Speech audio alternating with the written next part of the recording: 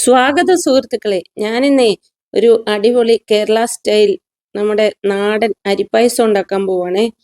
ഞാനിന്നേ അരിപ്പായസത്തിന് ഇവിടെ എടുത്തേക്കുന്ന സാധനങ്ങൾ എന്തൊക്കെയാണെന്ന് പറയാവേ. ഇത് കണ്ടോ, പായസം വെക്കാനായിട്ട് പ്രത്യേകം കിട്ടുന്ന അരിയാണ് ഇത്.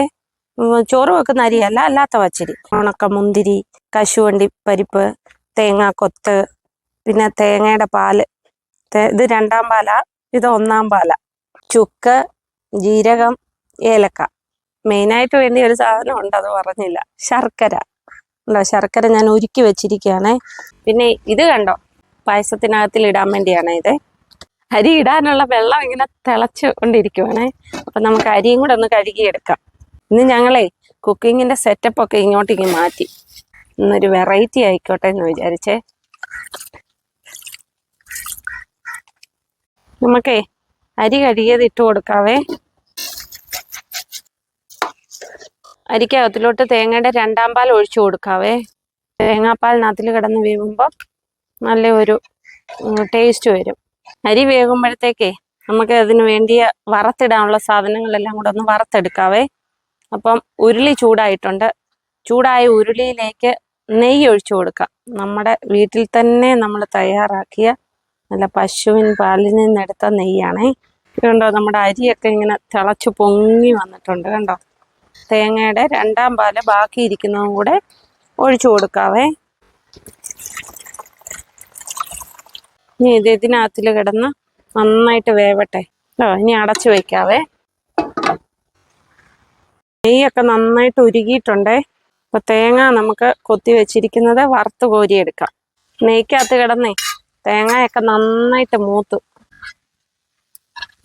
ഇത് പച്ചക്കപ്പലണ്ടിയാണേ. ഞാനിങ്ങനെ അതുകൊണ്ട് തൊലി പോകത്തില്ല, കണ്ടോ, പച്ചയായതുകൊണ്ട്. അപ്പം ഞാൻ ഇതിങ്ങനെ തന്നെ അങ്ങ് വറുത്തെടുക്കുവാണേ. അപ്പം നമുക്ക് കപ്പലണ്ടിയും കോരിയെടുക്കാവേ.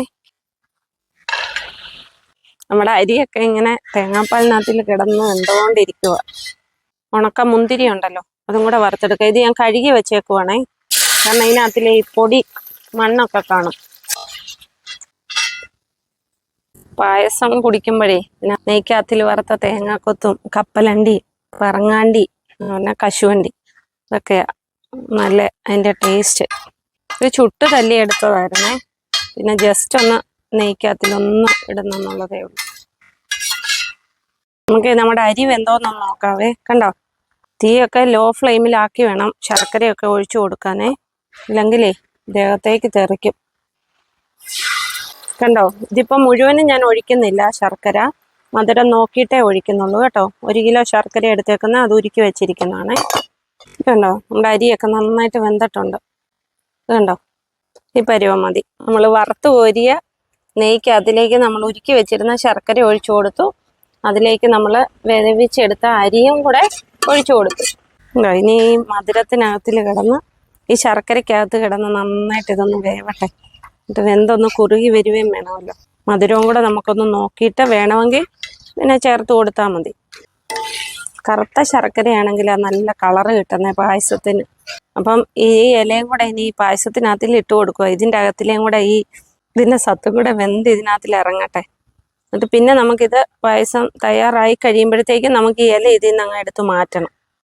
നിങ്ങളും ഇങ്ങനെയൊക്കെയാണോ പായസം വെക്കുന്നത്? ആണെങ്കിലൊന്ന് കമൻറ്റ് ചെയ്യണേ. പായസം ഇതേണ്ട ഈ പരുവത്തിലായേ. ഇനിയിപ്പോൾ ഉണ്ടല്ലോ, ഈ ഇല നമുക്ക് അങ്ങ് എടുത്ത് മാറ്റാം. ഇത് ഈ കുമ്പിളുണ്ടാക്കുന്ന ഇലയാണേ. കണ്ടോ, ശർക്കരയൊക്കെ വെന്ത് കുറുകിയിട്ടുണ്ട്. അപ്പം നമ്മളിനി തേങ്ങാപ്പാൽ ഇതിനകത്തിലേക്ക് ഒഴിക്കുവാണേ.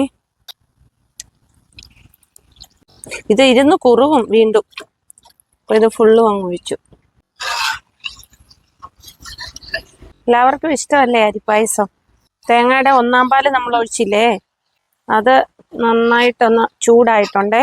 അതിലേക്ക് അല്പം ഉപ്പുനീര് ഒഴിച്ചു കൊടുക്കണം. അപ്പോഴാ മധുരം ഒന്ന് ബാലൻസ് ചെയ്യുള്ളൂ. കുറച്ച് ഒഴിച്ചാൽ മതി കേട്ടോ. ചുക്കും ജീരകവും ഏലക്കായും കൂടെ പൊടിച്ചു വെച്ചിട്ടില്ലേ, ഏലക്കയുടെ തൊലി ഞാനങ്ങ് മാറ്റിയായിരുന്നേ. അപ്പോൾ ഇനി ഇതും കൂടെ ആവശ്യത്തിന് ഇട്ട് കൊടുക്കാം. എന്താ മണം, അടിപൊളി. ഇത് ഫ്രിഡ്ജിനകത്തിൽ വെച്ച് തണുപ്പിച്ച് കുടിക്കാനും നല്ലതാ. ഈ ചൂടത്തൊക്കെ നമ്മൾ വറുത്ത് കോരി വെച്ചിരിക്കുന്നതെല്ലാം കൂടെ നമുക്ക് ഇതിൻ്റെ മുകളിലേക്ക് വിതറി കൊടുക്കാം.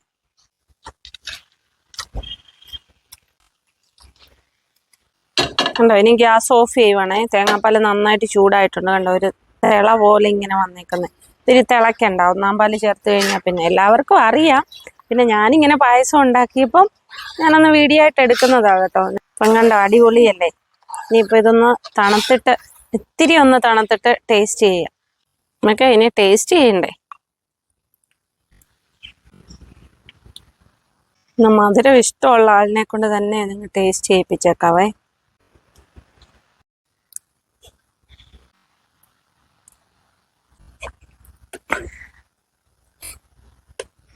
സൂപ്പർ, എല്ലാം പ്രോപ്പർ അളവിൽ ചേർന്നിരിക്കുന്നു.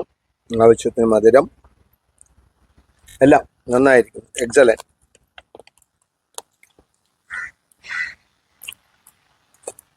മധുരം ഇത്തിരി മുന്നിലാണ് നിൽക്കുന്നത്. കാരണം എന്നാന്ന് ചോദിച്ചാൽ ഇവിടെ അച്ഛന് മധുരം ഇഷ്ടമാണ്, അതുകൊണ്ടാണ് അങ്ങനെ ചേർത്തേക്കുന്നത്. പക്ഷെ നിങ്ങൾക്ക് ആവശ്യമുള്ളത്രയും മധുരം നോക്കിയേ ചേർക്കാവുള്ളൂ കേട്ടോ. ഉള്ളത് പറയണമല്ലോ, അതുകൊണ്ട് പറഞ്ഞേ. എൻ്റെ ഈ വീഡിയോ നിങ്ങൾക്ക് ഇഷ്ടമായെങ്കിൽ ലൈക്ക് ചെയ്യണേ, പിന്നെ ഷെയർ ചെയ്യാൻ മറക്കല്ലേ, പിന്നെ കമൻറ്റ് ചെയ്യുകയും കൂടെ ചെയ്യണം. നിങ്ങളുടെ ഓരോരുത്തരുടെ ഓരോ കമൻറ്റുകളാണ് എന്നെ വീണ്ടും വീണ്ടും വീഡിയോ ചെയ്യാൻ പ്രേരിപ്പിക്കുന്നത് കേട്ടോ. പിന്നെ എനിക്കൊരു ശക്തി ഊർജ്ജമൊക്കെ തരുന്ന അതൊക്കെയാണ്. അപ്പോഴേ സബ്സ്ക്രൈബ് ചെയ്ത് ഈ ചെറിയ ചാനലൊന്ന് സപ്പോർട്ട് ചെയ്യുവാനും കൂടെ ഓർക്കണേ. അപ്പോൾ അടുത്തൊരു വീഡിയോയുമായി കാണാം. ബൈ.